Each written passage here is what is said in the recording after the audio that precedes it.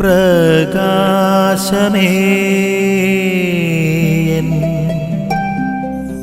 മിഴി തുറക്കുക വേഗം.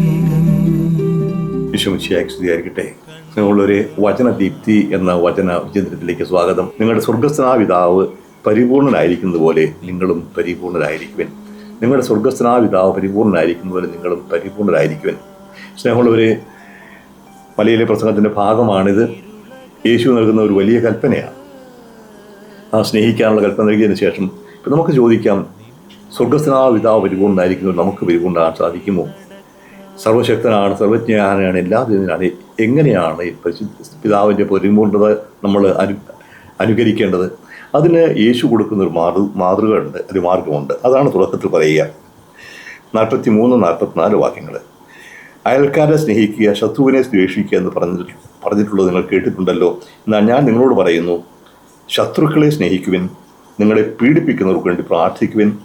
അങ്ങനെ നിങ്ങൾ നിങ്ങളുടെ സ്വർഗസ്ഥനായ പിതാവിൻ്റെ മക്കളായിത്തീരും.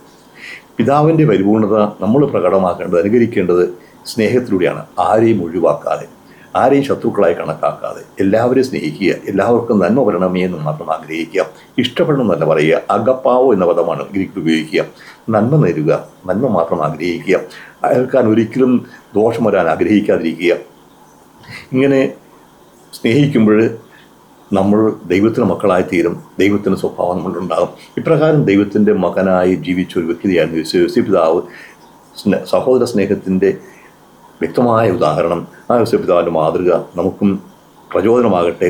സ്വർഗസ്ഥനായ പിതാവ് പരിപൂർണനായിരിക്കുന്ന പോലെ നമ്മൾ പരിപൂർണരാകുന്നത് ക്ഷമിക്കുന്ന, പങ്കുവയ്ക്കുന്ന, ആരെയും വെറുക്കാത്ത സ്നേഹത്തിലൂടെയാണെന്ന് ഓർക്കുക. അഗപ്പാവോ, മറ്റുള്ളവർക്ക് നന്മ വരണം എന്ന് മാത്രം ആഗ്രഹിക്കുന്ന ആ സ്നേഹത്തിൻ്റെ പൂർണ്ണതയിലേക്ക് തമ്പുരാൻ നമ്മളെ നയിക്കട്ടെ. അവർക്ക് തമ്പുരാൻ തരട്ടെ.